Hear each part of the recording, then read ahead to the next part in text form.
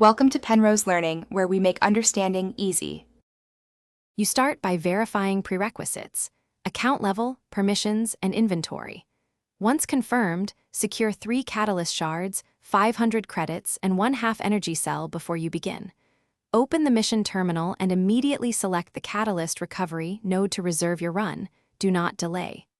Make sure matchmaking is set to solo or a reliable team so the run won't fail. These initial moves set the pace and prevent resource waste while you move into the extraction sequence.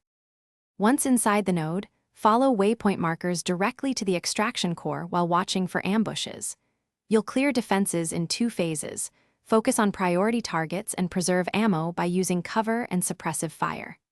Insert catalyst shards one at a time, pausing to let the core stabilize between placements, and monitor the core stability percentage closely.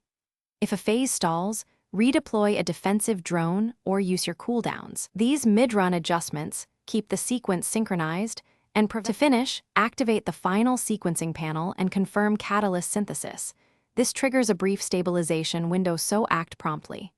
Once synthesis completes, claim the catalyst and note the transaction ID and the cooldown timer for future runs. If synthesis fails, first verify shard integrity and your inventory status, then restart the node and repeat the insertion sequence exactly.